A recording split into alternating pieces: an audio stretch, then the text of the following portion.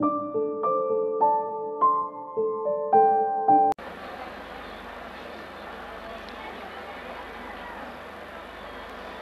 मैंने आप लोगों से कहा था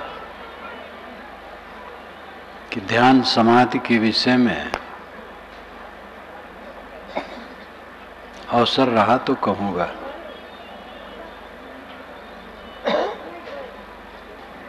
जीव का स्वरूप समाधि रूप है, लेकिन वो बहिर्मुख होकर के चंचल हो गया है। उसी अपने रूप में लौट आना है। सम आदि समाधि, आदि मानसिक पीड़ा, सम हो जाना, शांत हो जाना समाधि है। दुख कोई नहीं चाहता है, दुख जीव का शत्रु है,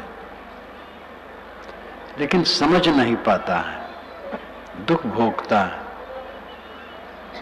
अपने अहंकार से दुख भोगता है। अगर मेरे अंदर में कभी थोड़ा दुख उत्पन्न हुआ है तो उसमें कारण क्या है? अहंकार।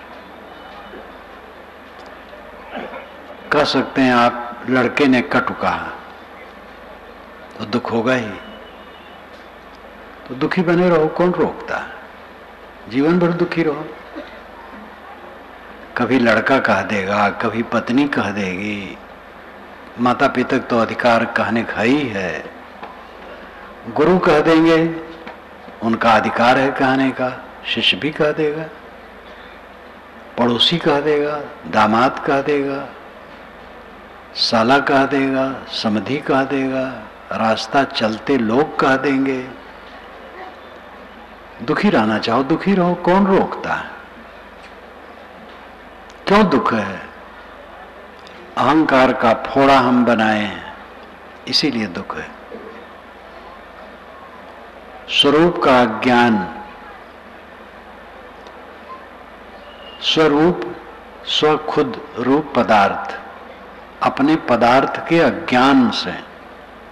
अपना पदार्थ क्या है? साहब ने साखी प्रकरण में बीजक में कहा है, शुरू में आई है साखी, जो चाहो निज तत्व को शब्द ही ले परख। निज तत्व पर तत्व अध्ययन के दो विषय हैं, निज और पर। निज है आपका अस्तित्व, पर है प्रकृति। स्व और पर ये दो हैं। स्व आत्मा है, पर जड़ है। जड़ में लोभ लोभ करके, उससे अपने को जोड़ जोड़ करके सब जीव दुखी है। शरीर आप नहीं है, प्राण आप नहीं है, मन आप नहीं है, बुद्धि आप नहीं है। जो संसार के संबंधों में सुखानुभूति होती है वो भी आप नहीं है। सारा संबंध क्षणिक है। इन्हीं बातों में चिपक करके अपनी अस्मिता अहंकार बना करके जीव हर समय पीड़ित है। ये मेरी पत्नी है, ये मेरा पति है, ये मेरा पुत्र है, ये मेरा शिष्य है, ये मेरा धन है, ये मेरा मठ है, ये मेरा घर है, मेरा परिवार है, मेरा समाज है। यही सम्मान मान करके सब जल रहे हैं। ये सब मेरा नहीं है, ये सब एक संयोग है। मेरा कहना पड़ता है, लेकिन दृढ़ करके मेरा न मानो। श्री काशी साहब पारक सिद्धांत के एक मूर्धन्य संत हुए हैं। पारक सिद्धांत में आज तक सदगुरु कबीर के बाद 6 मूर्धन्य पुरुष हैं, बाकी और बहुत हैं, वो सबका योगदान है। कबीर साहब के बाद पहला नंबर है श्री गुरुदयाल साहब का, वो फतुहा में हुए हैं, बिहार पटना के पास। दूसरे हैं श्री रामराज साहब, वो गया में हुए हैं, बिहार में। तीसरे हैं श्री पूर्ण साहब, वो महाराष्ट्र के थे और बुरहानपुर में वो प्रसिद्ध हुए हैं। उनका गुरुस्थान रीवा था, जिसके महंत जी का भाषण अभी आप मेरे पहले सुन रहे थे। और उसके बाद श्री काशी साहब हैं, वही भी महाराष्ट्र के थे, लेकिन बुरहानपुर में उनकी शिक्षा दीक्षा हुई। उन्होंने पारक सिद्धांत का शास्त्रीय स्वरूप दिया और सभी व्यवस्था दी। उसके पश्चात श्री निर्मल साहब हैं, जो गोरखपुर बस्ती के बीच में हुए हैं। निर्मल सत्य ज्ञान प्रभाकर न्यायनामा उनकी पुस्तक है। उसके पश्चात श्री विशाल साहब, जो अभी अभी 77 में शरीर छोड़े हैं। इसमें तो कई लोग बैठे होंगे जो उनके दर्शन किए होंगे बाराबंकी में। ये 6 महापुरुष ऐसे हुए हैं जो पारक सिद्धांत के निर्माता हैं, यानी उसको शुद्ध रूप देने वाले हैं। निर्माता तो कबीर साहब है और व्यवस्थित करते गए हैं। उसमें श्री काशी साहब ने जहां कहीं लिखा है, वो कहा है दृढ़ मानना छोड़ो, दृढ़ मानना छोड़ो। सहज तो मानना पड़ता है, मेरा घर है, मेरा समाज है, मेरा मठ है। दृढ़ मानना छोड़ो, अंदर से न मानो। मेरा कहाँ है? 1 सेकंड का झटका लगेगा और सब खो जाएगा। जोड़ने में जिंदगी बीतेगी, छूटने में 1 सेकंड का झटका। मेरा कहाँ? सदगुरु कबीर ने सहज समाधि कही है। सहज समाधि में रहो। सहज समाधि के 2 रूप हैं, एक व्यावहारिक और दूसरा आभ्यासिक। अभ्यास काल में चित्त का शांत हो जाना सहज समाधि। व्यवहार काल में विकार शांत रहना सहज समाधि। विकार और विचार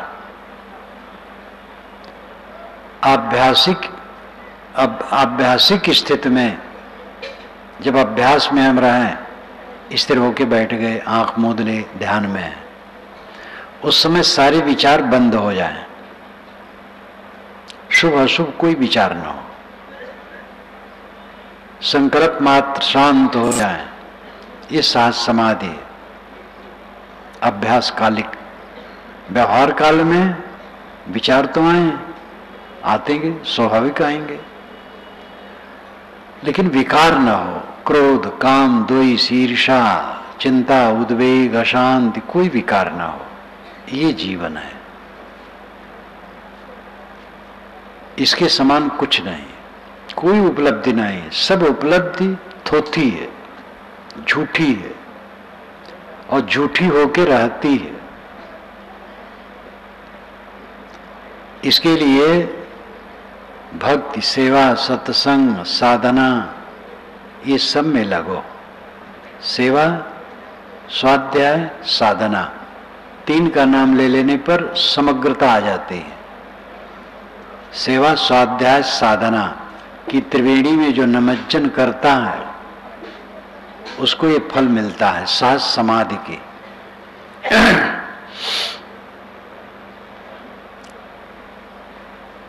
सेवा से चित्त शुद्ध होता है। तन सेवा के 3 स्थान हैं, पवित्र आत्मा, असमर्थ और समाज। पवित्र आत्मा की सेवा करें, वहां से आपको बोध मिलेगा। असमर्थ की सेवा करें, ये बहुत बड़ा कर्तव्य होगा। फिर समाज की सेवा। सेवा से चित्त शुद्ध होता है।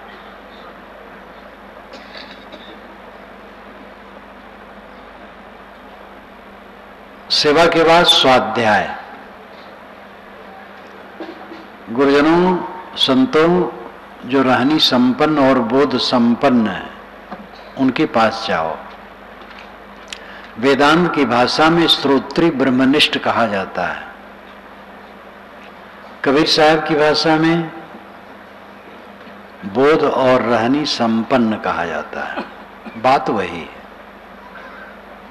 श्रोत्री ब्रह्मनिष्ठ वेदांती कहते हैं। कैसा गुरु हो, कैसे संत हो, किसके पास समझाएं? जो श्रोत्री हो और ब्रह्मनिष्ठ हो। श्रोत्री का मतलब जो बहुत सुना हो। पहले पुस्तकें नहीं थी, गुरु से सुन सुन करके शिष्य ज्ञान ग्रहण करते थे। जो बहुत सुना हो वो ज्ञानी हो जाता है। और ब्रह्मनिष्ठ हो, ब्रह्म नाम आत्मा स्वयं, आत्मनिष्ठ हो, आत्मलीन हो, ज्ञानी हो और ज्ञान का आचरण हो, आत्मलीन हो। सद्गुरु कबीर की परंपरा में कहा जाता है बोध और रहनी संपन्न हो। बोध समझ सब प्रकार से ठीक हो, व्यवहारिक आध्यात्मिक सब समझ ठीक हो, और रहनी हो। रहनी का मतलब है पवित्र ढंग से चलना। अब अंतिम बात है मन का शांत रहना। तो बोध रहनी संपन्न संत गुरु की संगत में जाओ और उनके विचारों को सुनो और मनन करो। आजकल ग्रंथ बहुत हो गए, ये आपके लिए बड़ी सुविधा है।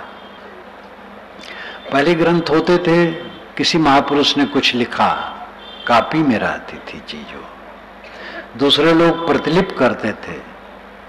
जब सदगुरु श्री पूर्ण साहब ने बीजक त्रिज्या टीका लिखी, रीवा में उन्होंने शुरू किया था, रीवा वही गुरुस्थान था, लेकिन राजा के विचारों की भिन्नता के नाते वहां से वो चले गए थे। तो कई जगह घूमे, फिर अंत में बुरहानपुर में बैठ के पूरा किए। तो जब उन्होंने पूरा कर दिया तब रीवा नरेश ने अपना एक पंडित भेजा, श्री पूर्ण साहब की टीका पूरी नकल करा करके उसने मंगाया और उसको पढ़ा, फिर अपनी टीका किया। बड़ा भ्रम था कि पूर्ण साहब की टीका पीछे बनी है और रीवा नरेश के पहले, लेकिन गलत है। रीवा नरेश की टीका पीछे बनी है, पूर्ण साहब की पहले। स्वामी शंकराचार्य हो या कोई महापुरुष हो, जो लिखते थे कॉपी में रहती थी और लोग उसकी नकल कर कर के ले जाते थे। आजकल हजारों प्रतियां छपती रहती हैं, फैलती रहती हैं। ये बहुत सुविधा का समय है। जो नया विज्ञान आया कैसेट, उसने तो और कमाल कर दिया। अपने घर बैठे सुनते रहो। एक भक्त मुझे बताए अपना नियम कि साहब मैं कैसे करता हूँ, रात में कैसेट लगा देता हूँ और बंद कर देता हूँ। नींद खुलती है बस तुरंत बटन दबा देता हूँ, प्रवचन शुरू हो जाता है। फिर मैं शौच, मंजन, व्यायाम, स्नान सब करता हूँ। इसमें 1 घंटा लगता है। 1 घंटा प्रवचन भी सुनता हूँ और ये काम भी करता हूँ। जब नियम पूरा हो गया शौच स्नान का, तब ध्यान करता हूँ, तब कैसे बंद कर देता हूँ। ध्यान के बाद थोड़ा अध्ययन करता हूँ, तब जलपान के ऑफिस जाता हूँ, जलपान करके। तो 1 घंटा जो शौच, व्यायाम, स्नान में बीतता है वो प्रवचन सुनता हूँ। ये सब सुविधाएं हो गई। इसका दुरुपयोग होता है टीवी इत्यादि में। दुरुपयोग करने वाले कर रहे हैं, जो सदुपयोग करने वाले वह समझें। सदुपयोग दुरुपयोग सब समय रहा है।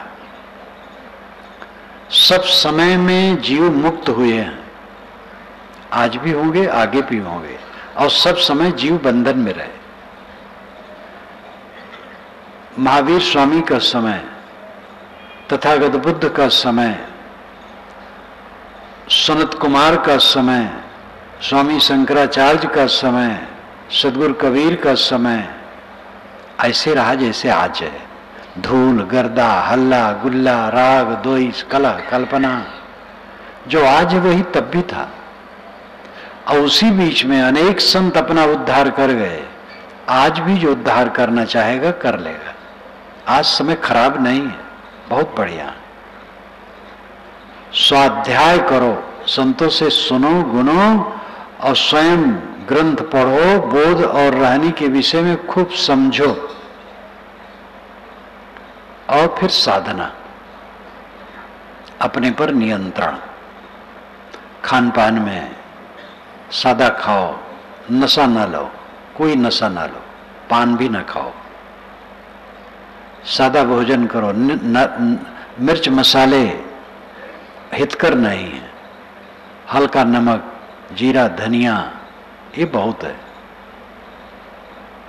सादा भोजन करो, लड़ाई झगड़ा न रखो, विवाद न रखो। कोई विवाद करे तो विवाद न करो। घर में बाहर कहीं भी पति गर्म हो जाए तो पत्नी संभाल ले, पत्नी गर्म हो तो पति संभाल ले। जिस समय जो गर्म होता है उस समय होश में नहीं रहता है, तो क्षमा का पात्र है। लड़ो मत, विवाद से रहित रहो और ध्यान का अभ्यास करो। जो हल्का भोजन रखेगा और विचार हल्का रखेगा उसका ध्यान बढ़िया बनेगा।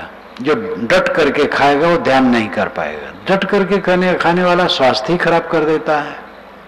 हमें जो विश्वास है कि डट के खाना चाहिए, इससे स्वास्थ्य रहता है, बहुत नुकसानदेह। हल्का खाना चाहिए,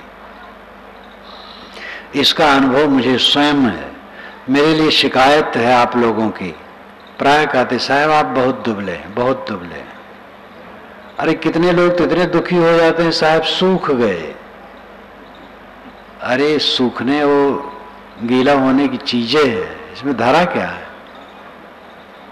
कहीं कबीर ये काया खोटी, कभी पतरी कभी मोटी। कम खाता हूं और काम खूब करता हूं, स्वस्थ रहता हूं। अब तो चलने का समय नहीं मिलता, गाड़ी घोड़ा लोग लाते हैं, लेकिन चलना पड़े 4-6 मील तो कुछ भी नहीं है। 10-15 मील चलता रहूं, थकता नहीं। और अभी किसी काम में जो मैं काम करता हूं थकता नहीं, और विश्वास करता हूं शरीर से मोटा काम करूं वो भी कर ले जाऊंगा, लेकिन अवसर नहीं पड़ता है। नींद ठीक से आती है, सब बढ़िया है। कम खा करके सीखो तो समझो, कम खाना बहुत जरूरी है, लेकिन बहुत कम नहीं।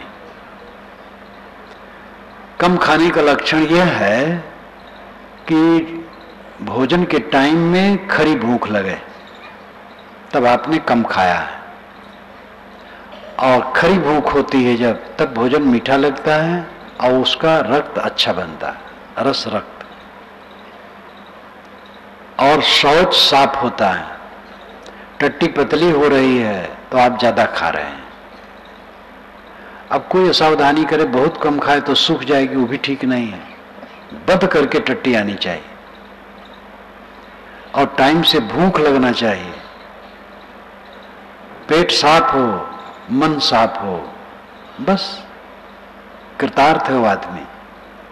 जीवन का सुख बहुत सस्ता है, उसके लिए बहुत वैभव नहीं चाहिए। पेट साफ रखना चाहिए, मन साफ रखना चाहिए, और दोनों अपने अधिकार में है।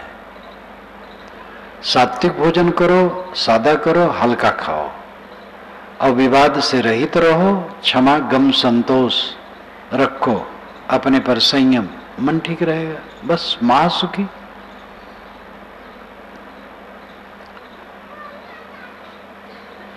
सुबह का समय बहुत बढ़िया है। अगर आप स्नान करके बैठे तो और अच्छा है, शौच स्नान करके।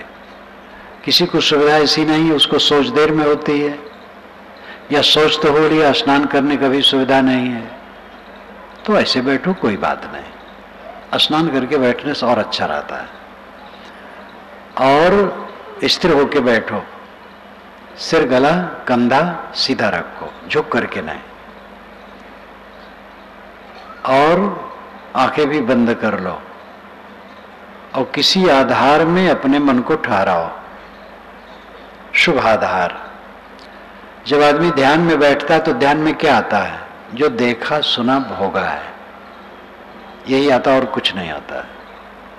देखे हैं, सुने हैं, भोगे हैं, उसी की याद आती है। तो इन्हीं में से एक शुद्ध आधार छांट लो, उसमें मन टिकाओ, बाकी में न टिकाओ। आंखें बंद की तो किसी संत पुरुष का चित्र मन में ले लो जिनमें आपकी सहज श्रद्धा है, उसी चित्र में अपने मन को रोको।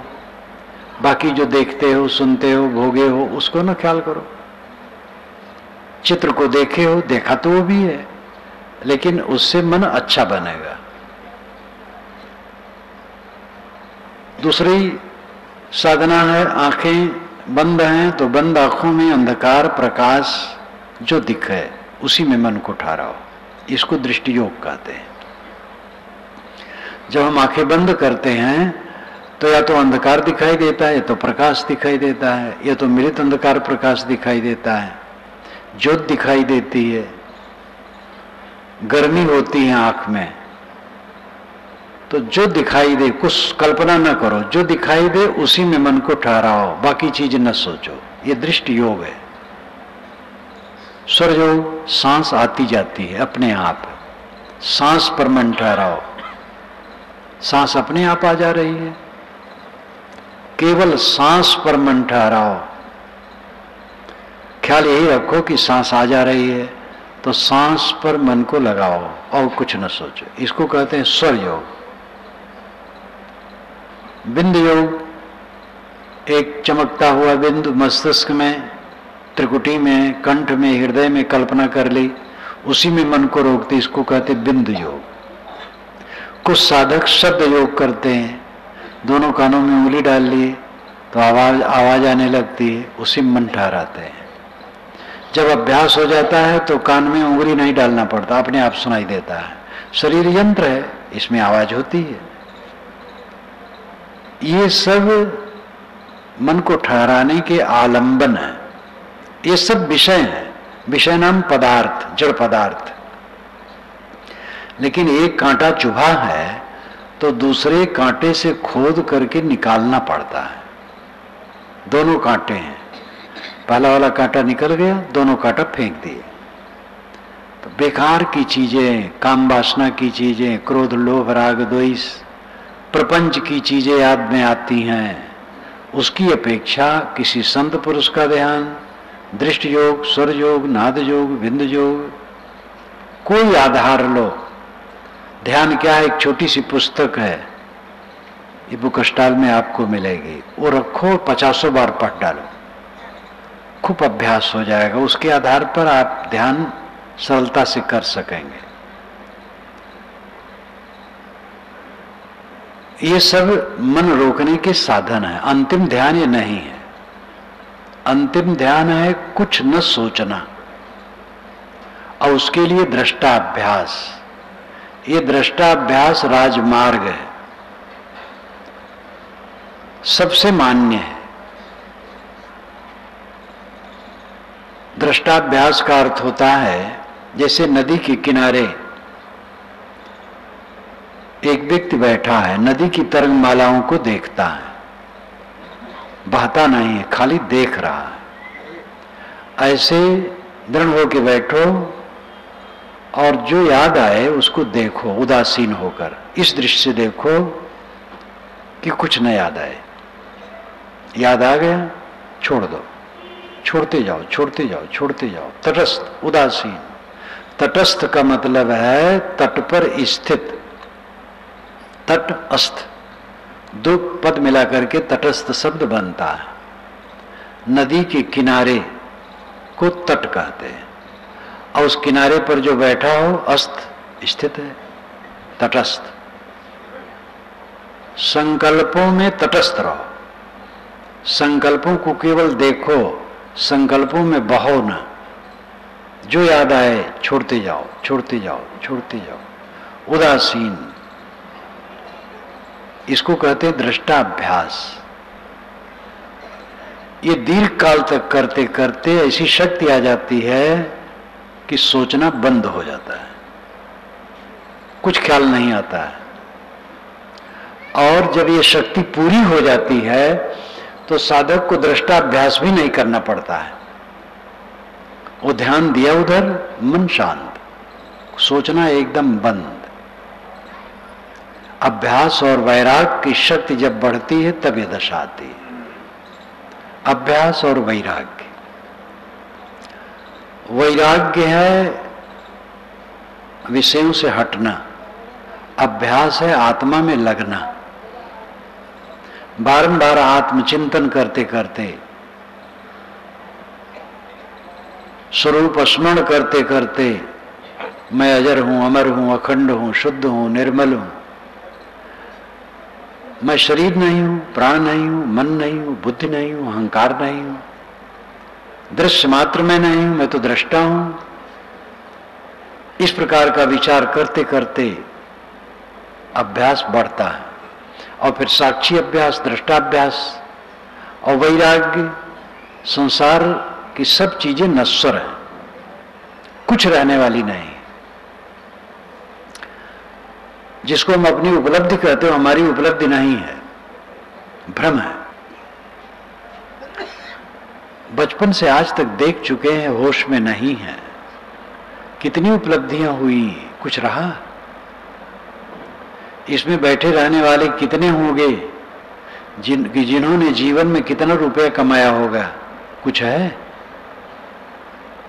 आया और गया, इधर से आता है उधर जाता है।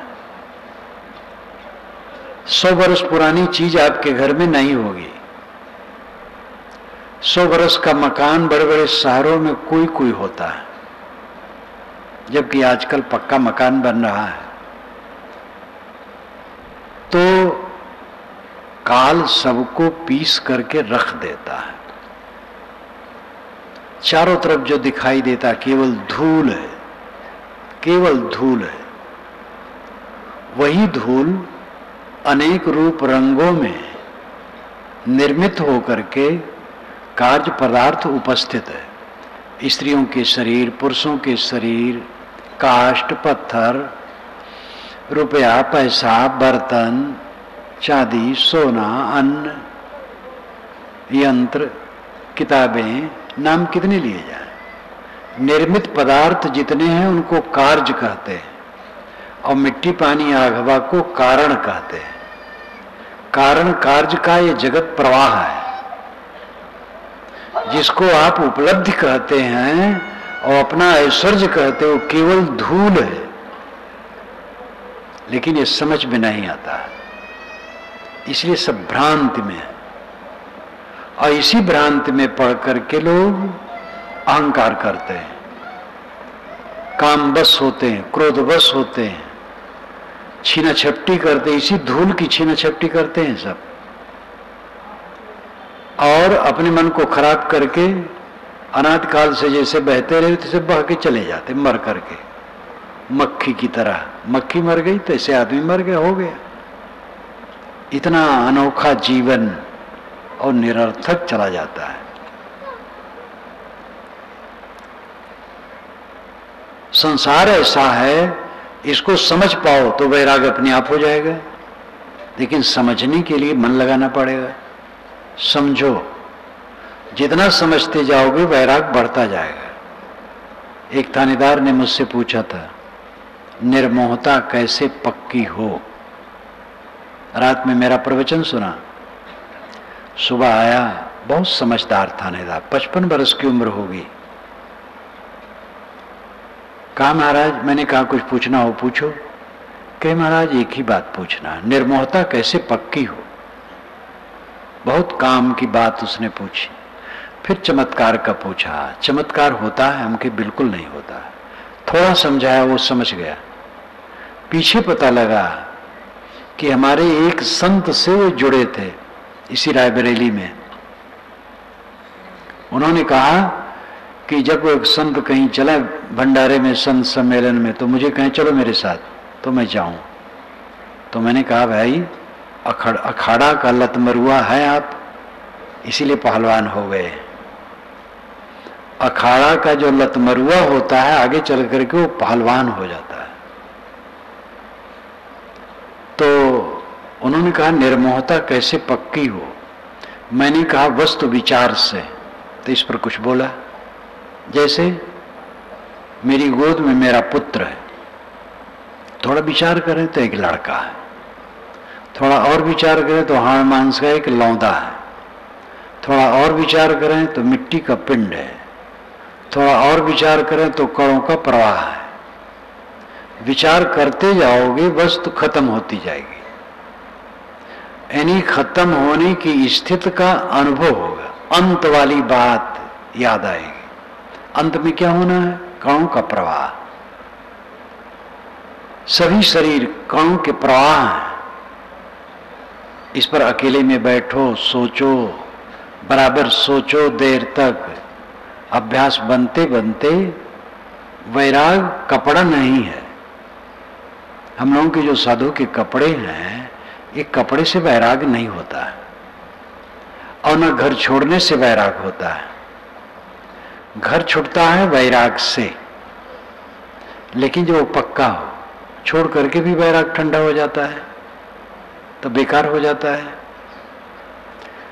चाहे कोई घर में हो और चाहे साधु आश्रम में हो, चाहे वो गृहस्थ का कपड़ा पहने हो चाहे साधु का कपड़ा पहने हो, स्त्री हो पुरुष हो, सबको वैराग की जरूरत है, क्योंकि सबको संसार अचानक छोड़ना है और सबको सुख चाहिए, और राग से दुख होता है, वैराग से सुख होता है। एक सुख का आधार है वैराग। वैराग का अर्थ क्या है? अनासक्ति। अनासक्ति कोमल भाषा है, वैराग भड़काऊ भाषा है। वैराग कहने से एक भड़क होती है और अनासक्ति कोमल भाषा है, बात दोनों एक है। चित्त अनासक्त होगा तब दुखहीन होगा, चित्त आसक्त होगा तो दुखहीन नहीं होगा। अनासक्त चित्त दुखहीन होता है। जो समय बीतता है इसी में हम अपना काम कर सकते हैं। काम न करें, 10 गुना समय बढ़ जाए, क्या फायदा है? अभ्यास और वैराग जब दोनों बढ़ जाता है और चरम सीमा पर अभ्यास वैराग बढ़ गया तो दृष्टा अभ्यास भी नहीं करना पड़ता है। साधक जब चाहता है बैठा और मन सिमट गया, शांत। ये समाधि है। कुछ न सोचना समाधि है, कुछ न सोचना ध्यान है। ध्यानम निर्विषयम मनः, ये कपिल जी महाराज का सूत्र है। ध्यानम निर्विषयम मनः, ध्यान क्या है? मन का निर्विषय हो जाना। विषय नाम पदार्थ। ख्याल में पदार्थ आते हैं, चित्त वृत्ति में पदार्थ आते हैं और शब्द आते हैं, नाम रूप स्मृति में चलते। इस पर जरा ध्यान दीजिए। जब हम ख्याल करते हैं, कुछ चित्त वृत्ति चलती है तो उसमें नाम रूप दोनों तरंगायित होते हैं। हम बैठे हैं, सड़क की ख्याल आई तो सड़क का 3 अक्षरों का नाम हमारे दिमाग में आ गया और उसका लंबा आकार दिमाग में आ गया। ये नाम रूप दोनों आ गए। गोबर की याद आई, गोबर नाम आ गया और गोबर का आकार आ गया। इसी प्रकार और समझ लें, जितनी स्मृतियां आएंगी उनमें नाम रूप आएंगे, अस्मृत और नाम रूप। अस्मृत शांत हो गई तो नाम रूप शांत हो जाते हैं, तब शुद्ध चेतन सत्ता मात्र रह जाती है। अत्यंत ऊंचा पद है, इससे ऊंचा पद कुछ नहीं, सर्वोच्च पद है। योगश्चित्त वृत्ति निरोध, पतंजल महाराज कहते हैं, योगश्चित्त वृत्ति निरोध। योग चित्तवृत्ति निरोध। योग क्या है? चित्त वृत्ति का निरोध, चित्त की उर्मियों तरंगों का निरोध। पानी और पानी की तरंग, ऐसे चित्त और चित्त की वृत्ति। पानी और तरंग अलग अलग नहीं है। तरंग पानी की एक विशेष अवस्था है। तरंग नहीं उठती है तब भी पानी है, तालाब में पानी है, शांत है। हवा आई या किसी ने कोई पदार्थ डाल दिया तो तरंग उठ गई। इसी प्रकार चित्त तो है, लेकिन जब चित्त में स्मरणों का प्रवाह चला तो तरंग है, वही वृत्ति है। वृत्त कहते हैं घेरा को, लपेट को। तो वो लपेट ऐसा है कि क्षण क्षण में लपेट बदलता रहता है, चित्तवृत्ति बदलती रहती है। इन सारी चित्तवृत्तियों का एकदम शांत हो जाना योग है। कुछ न सोचना योग है, कुछ न सोचना ध्यान है, कुछ न सोचना समाधि है। ये सहज है और कठिन है, सबको कठिन लगता है क्योंकि सब बहिर्मुख है। लौकिक उपलब्धियों में पुलके समय बिता रहे, गृहस्थ नहीं साधु भी। मान बढ़ाई, पद प्रतिष्ठा, इसी में मन फूला फूला घूमता है। कितने साधु तो यही समझ लेते हैं हम साधु वेश मिला है तो एक ही काम के लिए मिला है, पूजा सत्कार हो। और क्या फल क्या है? साधु वेश का क्या फल है? पूजा मिले, सत्कार मिले, मुड़ मुड़ाए 3 गुण, सिर की मिट गई खाज, बनी बनाई रोटी मिले, लोग कहें महाराज। तो पूजा प्रतिष्ठा हो, साधु वेश का फल यही है, मान लेते हैं। महाधोखा है। पूजा प्रतिष्ठा इसका फल नहीं है। साधु वेश मृत वेश है, कफन है, और कफना दिया गया, दफन हो गया। समाधि में जाओ, मर जाओ संसार से, अहंकार ममकार छोड़ दो।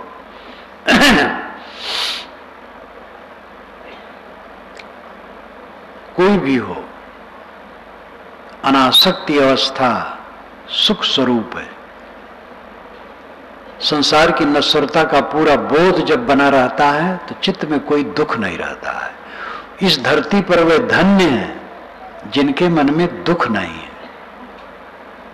बिल्डिंग वाला सफल नहीं है, कार वाला सफल नहीं है, मठ वाला सफल नहीं है, पद वाला सफल नहीं है, गुरु बाबा महामंडलेश्वर ये सब सफल नहीं है, जगत गुरु सफल नहीं है, लेखक भी सफल नहीं है। बहुत लिख दे, उस दशा में न हो, कुछ नहीं होगा।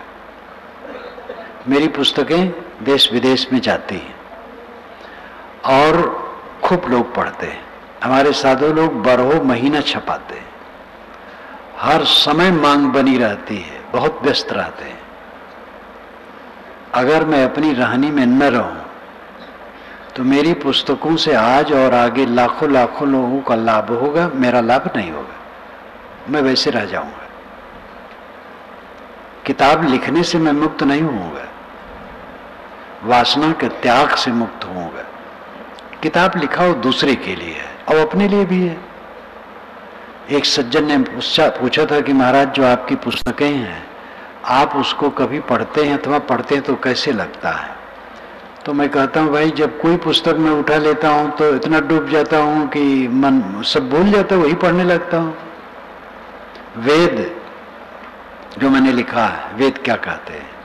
साधना की बातें कम हैं, लोक व्यवहार की बातें बहुत हैं, लेकिन उसको पढ़ने लगता हूँ, उसी में रम जाता हूँ। और बीजक व्याख्या, कबीर दर्शन इत्यादि की तो बात ही अलग है, और तो सीधे सब वही है। तो अपने लिए भी लाभकर है, दूसरे के लिए भी लाभकर है। लेकिन लाभ का मतलब क्या है? लाभ का मतलब है कलह कल्पना शांत हो जाए, झगड़ा न रहे मन में और किसी से, और कल्पना न रहे, तृप्त आत्मा, संतुष्ट आत्मा, निरंतर संतुष्ट। ये समाधि का फल है। इसमें ऐसे भी लोग हैं जिसको सुने नहीं होंगे, और ऐसे लोग हैं जो साधना करते हैं, और बीच के लोग भी हैं जो नहीं सुने हैं, वो सुन करके इस पर सोचें और सीखें कि क्या है। जो कुछ समझे हैं इसको और बढ़ावें, और जो इसमें रमते हैं इसको और गहराई में जाएं। संतोष सहज समाधि भली, सद्गुरु ने कहा है। बीजक में कहा है सहज ध्यान रहो, सहज ध्यान रहो। सहज ध्यान है। सहज आपका स्वरूप क्या है? चेतन। आप केवल चेतन है बस। न स्त्री है, न पुरुष है, न काला है, न गोरा है, न ब्राह्मण है, न शूद्र है, न बिहार के हैं, न उत्तर प्रदेश के हैं, न गुजरात के हैं, न छत्तीसगढ़ के हैं। ये सब तो औपाधिक चीजें हैं। आप शुद्ध चेतन हैं, देश कालातीत हैं। आप किसी देश और काल के नहीं हैं, देश और काल दोनों से अतीत, शुद्ध बुद्ध निर्मल असंग है। इस भाव को सोचें। आप परमात्मा हैं, ब्रह्म है, राम है, खुदा है, अल्लाह है। परमानंद पद आप में है, परम सुख आप में है, फिर दुखी क्यों? समझ नहीं है, उस स्थिति में नहीं है। इस पर मुझे याद आती है, छत्तीसगढ़ के जंगली क्षेत्र में मेरा कार्यक्रम था, बड़ा कार्यक्रम था। एक वृद्ध 10-5 साथियों के साथ आए। वो कबीरपंथी नहीं थे, सुने थे मेरे कि उनको सुनना है, विचार सुने होंगे या ऐसे सुने होंगे, महिमा केवल आए। वेद के मंत्र कुछ लिख करके लाए थे कि महाराज इसका अर्थ क्या है? तो अर्थ बताने लगा। कहे नहीं, वो सब अर्थ न बताइए, खास एक बात हमके बताओ क्या है। तो ब्रह्म के 3 पाद अमृत में स्थित है और एक पाद में ये जड़ प्रकृत जगत है, ये वेद में आता है। तो कहा महाराज जो एक ब्रह्म का पाद नाम हिस्सा, यानी ब्रह्म के 1/4 में तो ये जगत है जो प्रपंच है, और 3/4 में अमृत है। तो कहा महाराज वो 3/4 3 पाद जो अमृत है वो कहां है? तो मैंने कहा केवल कागज में है। तो स्तंभित हो गए। कहे महाराज जगत गुरु मंडलेश्वरों बड़े बड़े प्रवक्ताओं से पूछा, कोई समाधान नहीं कर पाया। मैंने कहा भाई तो मैं तो बहुत छोटा आदमी हूं, मैं कैसे कर पाऊंगा? मैंने कहा केवल कागज में है, लिखा है बस। तो कहे महाराज तब कहीं अमृत है कि नहीं? मैंने कहा है। कि कहां है? मैंने कहा आप में। कि अनुभव नहीं होता है। मैंने कहा संसार से निष्काम नहीं होते इसलिए।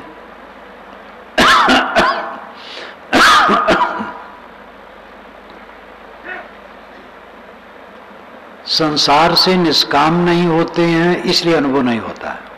तो आंख मूंद करके वे देर तक बैठे रहे कि महाराज समाधान हो गया। मैंने कहा अलंकार में कहा है ब्रह्म के 3 हिस्से में अमृत है और एक हिस्से में ये विकारी जगत है, ऐसा कुछ नहीं। अमृत आप खुद है। सतगुरु कबीर ने कहा है अमृत वस्तु जाने नहीं, मगन भया सब लोग, काई कबीर कामो नहीं, जीव ही मरण न होए। अमृत वस्तु जाने नहीं, मगन भया सब लोए, काई कबीर कामो नहीं, जीव ही मरण न होए। लोग अमृत वस्तु नहीं जानते, सब विषयों में मगन है, दुनिया की चीजों में मगन है। तो अमृत क्या है? कामो नहीं। जब कामना चित्त की निवृत्त हो जाए, निष्काम चित्त हो जाए, कुछ न चाहे, कोई कामना नहीं जगत की, और जीव ही मरण न होए, जीव का मरण नहीं होता है। जीव अमृत है, वो मरता नहीं। मृत नाम मरा हुआ, अमृत नाम जो न मरे। जीव अमृत है, लेकिन उसकी पूर्णता तब होती जब कामो नहीं, कामना न हो। ये सिद्धांत और व्यवहार है, थ्योरी और प्रैक्टिकल है। आत्मा अमृत है, ये थ्योरी है, सिद्धांत है। निष्काम होना ये व्यवहार है, यही प्रैक्टिकल है। निष्काम हो जाओ बस अमृत है। तकलीफ कहां से होती? कामना से। कामना कहां से होती? अहंकार से। सब जीव अहंकार में डूबे हैं, जो उनका नहीं है उसी में अहंकार गांठे बैठे हैं। आपका क्या है? आपका तो कुछ भी नहीं है। और ये बात बड़ी सरल है समझना। जब जीव शरीर छोड़ के जाता है तो कुछ लेके नहीं जाता है, और अकेले आया है अकेले जाएगा। क्या सहज नहीं समझा जा सकता इस दुनिया में मेरा कुछ नहीं है? हम जीवन भर उन वस्तुओं के मालिक बने बैठे रहते हैं जो मेरी बिल्कुल नहीं है। ये जिंदगी का कितना बड़ा धोखा है। और ऐसे धोखे में जो पड़ा है वो दुख नहीं पाएगा तो क्या पाएगा? माने बैठा मेरा है, ये शरीर मेरा है, ये मेरी उपलब्धियां हैं। अहंकार पूर्वक कितने महंत लोग अहंग साहब मैंने ये किया, वो किया, वो किया, ये सब केवल मैंने ही किया है। अरे कोई पूछे भी तो कहो समाज ने किया है, भक्तों संतों ने किया है। मैं क्या किया हूं? मैं कुछ नहीं किया हूं। ना कुछ किया, न कर सका, ना करने योग्य शरीर। जो कुछ किया सो हरि किया, कहें कबीर कबीर। ये विनम्रता की बात है। जो कुछ किया सो हरि किया। हरि नियम है, नियमों से सब होता है। प्राकृतिक नियम, सामाजिक नियम। सरकार क्या है? राष्ट्रपति कहता है मेरी सरकार ये काम करेगी, प्रधानमंत्री कहता है मेरी सरकार ने ये संकल्प लिया है ये काम करेगी। राष्ट्रपति सरकार नहीं है, प्रधानमंत्री सरकार नहीं, तो कौन सरकार है फिर? विधान। विधान सरकार है। प्रकृति का नियम विधान है, वो सरकार है। और मनुष्य का बनाया नियम जो कल्याणकारी वो विधान है। हरि ये विधान है। विधान से होता है, विधि से होता है। मैं करता हूं ऐसा करके ही तो सब फंसते हैं। अब ऐसे अहंकारी गुरु और महंत होते हैं कि ऐसा करते करते उनके पास एक आदमी भी खड़ा नहीं होना चाहता है, क्योंकि वह सब में हेठी दूसरे की मानते हैं, वो अपनी विशेषता। मैंने सब किया, मैंने सब किया, मैंने सब किया। गृहस्थों में तो है ही, जब साधु कहलाने वैसे हैं तो गृहस्थों में क्या कहें? क्या किया? कुछ नहीं किया। अब अंतिम काम जो कर लेगा तो उसको करना क्या कहेगा? आत्म अनुभव जब भया तब नहीं हर्ष विषाद। चित्र दीप सम होए रहे तज के बाद विवाद। ये सदगुरु कबीर की साखी है। जब आत्म अनुभव हुआ तो हर्ष विषाद खत्म हो गया। चित्त में केवल आत्म अनुभव, जगत नहीं। अनात्म चिंतनम त्यक्ता कश्मलम दुख कारणम चिंतयात्मानमानंद रूपम यन मुक्ति कारणम। ये स्वामी शंकराचार्य ने विवेक चूड़ामणि में कहा। स्वामी शंकराचार्य क्या कहते हैं? ये पुस्तक अब व्याख्या पूर्वक बुक स्टॉल में आ गई है। अनात्म चिंतनम त्यक्ता, अनात्म चिंतन का त्याग करो। कश्मलम दुख कारणम, अनात्म चिंतन कश्मल है, दुख का कारण है। कश्मल कहते हैं मूर्छा को, बदहवासी को, अविवेक को, मलिनता को, और दुख का कारण है। चिंतयात आत्मान आनंद रूपम यन मुक्ति कारणम। आत्मा का चिंतन करो जो आनंद स्वरूप है, मुक्ति का कारण है। इसके लिए रोज अभ्यास करो, टाइम निकालो, रोज बैठो, एक बार दो बार जितना कर पाओ। थोड़ा शुरू करो फिर बढ़ाओ। स्वाध्याय साधना सेवा, सदैव जो जहां रहे सेवा भाव वाले हो। अपने तन मन धन की शक्ति से दूसरे की कुछ सेवा हो सके, ये भाव सदैव इंसान को रखना चाहिए। क्योंकि अनेकों की सेवा सहयोग से मेरा जीवन चलता है, तो मुझे भी कुछ अपनी शक्ति के अनुसार दूसरे की सेवा करनी चाहिए। इससे चित्त शुद्ध होगा, स्वाध्याय से ज्ञान प्रखर होगा और साधना से विश्राम मिलेगा। सेवा जहां रहो सेवा परायण रहो और स्वाध्यायरत रहो और रोज समय निकालो साधना के लिए, ध्यान में बैठो। सदगुरु कबीर के विचारों को लेकर के विविध प्रकार के लोग ध्यान की श्रेणी निकाले हैं, अन्य अन्य मत वाले। कबीर साहब महायोगी माने जाते हैं। उनके विषय में तो सब में महाविशेषण है। तो संतो सहज समाधि भली, ये सहज समाधि क्या है? जिस पद में ये हेडिंग है उस समय सहज समाधि का पूरा भावार्थ व्यावहारिक सहज समाधि है। कान न मोदो, आंख न रोधो, काया कष्ट न धारो, खुले नयन हंसेस पहचानो, सुंदर रूप निहारो, उठत बैठत कबो न छूटे ऐसी तारी लागी। तो हर समय उठते बैठते चलते फिरते निर्विकार मन रखना, ये सहज समाधि व्यवहारिक है। व्यवहार काल में रहते मन निर्मल है। आप खेत में काम करें, नाली साफ करें, शौचालय साफ करें, दफ्तर में काम करें, कारखाने में काम करें, सड़क पर काम करें, मन निर्मल है तो सहज समाधि में है। और जब अभ्यास में बैठे तब सहज समाधि है, संकल्प शांत हो जाना, कुछ न सोचना। ये तो पूरी अवस्था है। यहां तक न गति हो तो साक्षी बने, मन को देखें, संकल्पों को शांत करें।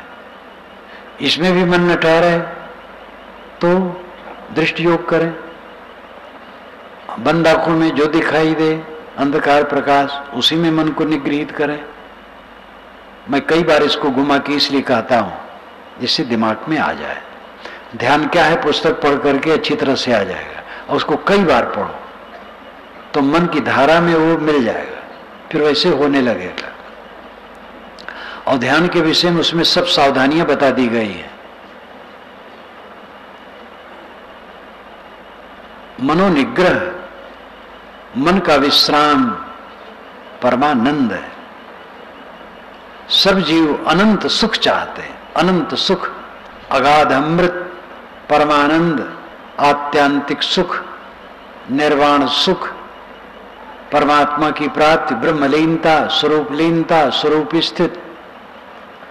इन सारे शब्दों का अर्थ एक ही है, मन का पूरा विश्राम पा जाना। और आपके हाथ में, हमने आपने अपने को दोहरा बनाया है। हमारे में दो मैं हैं, एक मैं शुद्ध आत्मा और एक मैं मन। मैं ब्राह्मण हूं, मैं शूद्र हूं, मैं हिंदू हूं, मैं मुसलमान हूं, मैं गोरा हूं, मैं काला हूं, मैं धनी हूं, मैं निर्धन हूं, मैं योग्य हूं, अयोग्य हूं, साधु हूं, गृहस्थ हूं, स्त्री हूं, पुरुष हूं। ये सब मैं मन का है। इसी मैं में सारा कांटा बनता है, झाल झंखाड़ अंदर में, और उसी में नुच नुच करके हरदम हम रोते। क्या करें साहब, पत्नी ऐसी है, पुत्र ऐसा है। अरे पत्नी पुत्र जैसे हैं सब ठीक है, तुम ठीक हो जाओ बस। वज्र बन जाओ सहने के लिए। मोक्ष द्वार में प्रवेश उसका होता है जो मर जाता है। और मर जाना शब्द आप सुनना नहीं चाहते हैं। मर जाने का मतलब क्या है? मन को मार लेना। साहब की एक पंक्ति है, तब जाना जब जीवत मुआ। जीवन को तब जाना जब जीते जीते मर गया।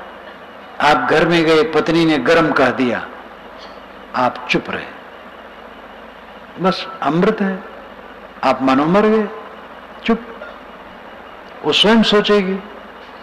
अब आप भी कुछ बोल दिए तो लंका कांड शुरू। मेरे शिष्य ने कुछ कह दिया, मैं मौन हो गया, वो शांत हो जाएगा। क्रोध में दुख बढ़ता है, मन को मारो। साधना क्या है? सह लेना। इंद्रिय के विकार मन में आए, सह लो, वैसा काम न करो। मन के विकार आए, उसको सह लो, ऐसा काम न करो। कोई उल्टा पलटा कहा, उसको सह लो, ऐसा काम न करो। सब समय सहना साधना है। और ये कोई साध ले फिर बेड़ा पार है। घर का काम बढ़िया होगा, परिवार के लोग सुखी हो जाएंगे, समाज के लोग सुखी हो जाएंगे। एक सहनशील आदमी होता है, सब उससे प्रसन्न रहते हैं।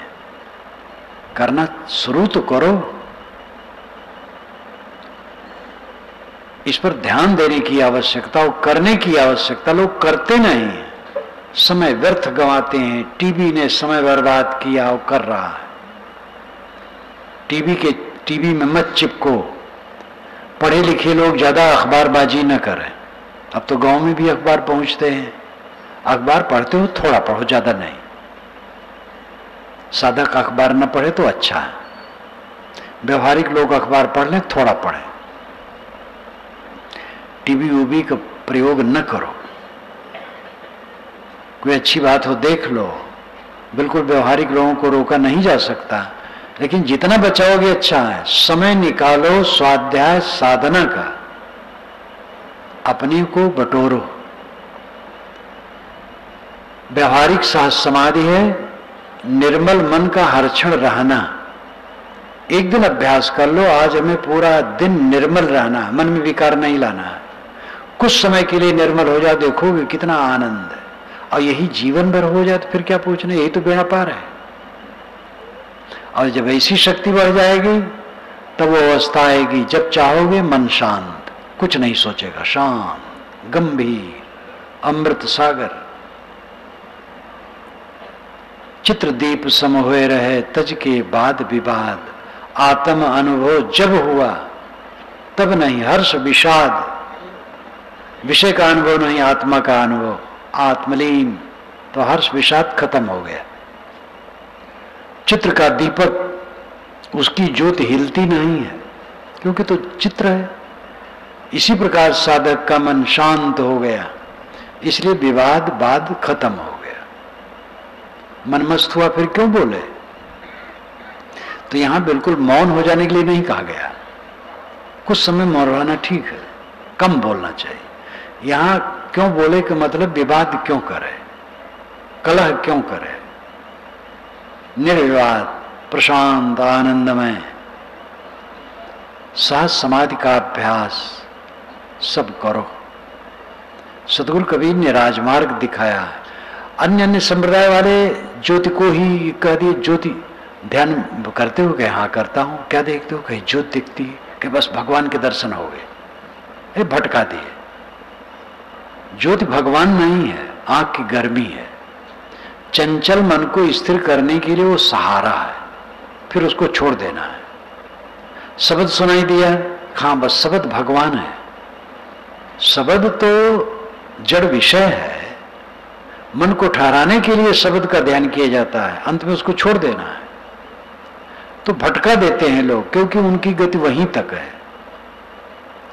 चंचल मन को स्थिर करने के लिए साकार योग, नाद योग, शब्द योग, ज्योत ध्यान, ये सब किया जाता है।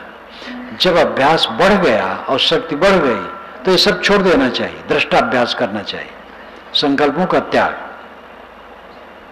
ये जब बढ़ जाता है तो उठते बैठते भी संकल्पों का त्याग करते बनता है। चल रहे फिर रहे, व्यर्थ संकल्प आते, छोड़ दिया। चित्त एकदम हल्का फुल्का हो जाता है। निसंकल्प होना चलते फिरते नहीं बनेगा। जब साधक बैठ जाएगा तब निसंकल्प हो पाएगा। वैसी शक्ति बढ़ गई है तो, लेकिन उच्चतम स्थिति वही है जहां सारे संकल्प शांत हो जाए। वो अभ्यासकालिक सहज समाधि है। सहज शुद्ध आपका आत्मा है। आत्मा में विश्राम मिल गया, चित्त शांत हो गया, चित्त बात शांत हो गया। चित्त की हवा नहीं है, प्रकंपन नहीं है, आत्मलीन। यही अमृत पद है, यही समाधि और ध्यान का फल है। परमात्मा की प्राप्ति यही है, ब्रह्म की प्राप्ति यही है, सुस्वरूप की प्राप्ति यही है। भाषा है सब अलग अलग, पाना कुछ नहीं है। जो कुछ पाया है सबका मोह छूट जाए, अपने आप में तृप्त, ये समाधि का फल है। अपनी अपनी श्रेणी शक्ति के अनुसार लगो, समय निकालो, सब करो। इसी के साथ में वाणी को विराम देता हूं। बोलिए सद्गुरुदेव की जय।